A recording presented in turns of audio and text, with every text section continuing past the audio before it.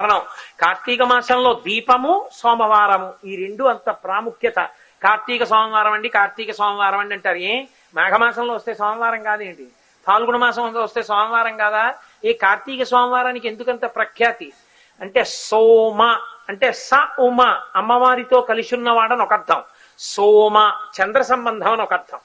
సోమ చంద్రుడు, చంద్రమా మనసోజాత, చంద్రుని యొక్క కిరణములు, చంద్రుడి యొక్క అనుగ్రహం చేత మనసు బాగా రంజిల్లుతుంది. శరత్కాలంలో కార్తీక మాసంలో చంద్రకిరణములు బాగా ప్రసరిస్తాయి. ఆకాశం వెన్నెలతో నిండిపోతుంది.